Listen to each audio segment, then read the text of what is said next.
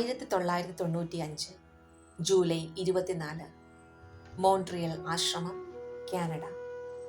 ജ്ഞാനദളം 7. അഗ്നി. ഇന്ദ്രിയങ്ങൾ അഗ്നി പോലെയാണ്. നിങ്ങളുടെ ജീവിതം അഗ്നി പോലെയാണ്. ഇന്ദ്രിയങ്ങളാവുന്ന അഗ്നിയിൽ നിങ്ങൾ എന്തിട്ടാലും അത് കത്തും. വിഷവസ്തുക്കളിൽ നിന്നും വമിക്കുന്ന അഗ്നി മാലിന്യവും ദുർഗന്ധവും ഉണ്ടാകാൻ കാരണമാകും. എന്നാൽ നിങ്ങൾ ചന്ദനത്തിരി കത്തിക്കുമ്പോൾ അത് സുഗന്ധം സൃഷ്ടിക്കുകയാണ് ചെയ്യുക. ജീവിതത്തെ പിന്തുണയ്ക്കുന്ന അതേ അഗ്നിക്ക് നശിപ്പിക്കാനും പറ്റും.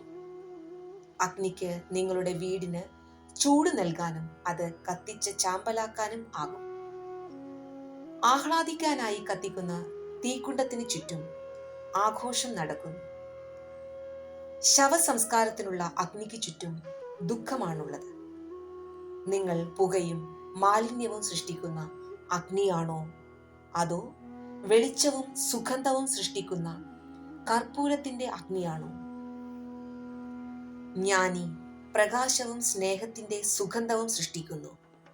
അദ്ദേഹം ജീവിതത്തിന്റെ സുഹൃത്താണ്. ഇന്ദ്രിയങ്ങൾ നന്മയിൽ വ്യാപൃതമാണെങ്കിൽ നിങ്ങൾ പ്രകാശം സൃഷ്ടിക്കും. മറ്റു കാര്യങ്ങളിൽ പെട്ടുകിടക്കുകയാണെങ്കിൽ നിങ്ങൾ നിങ്ങൾക്കും ബാക്കിയുള്ളവർക്കും ദുരിതം സൃഷ്ടിക്കും. സംയമമാണ് നിങ്ങളിലെ അഗ്നിയുടെ സ്വഭാവം മാറ്റുന്നത്.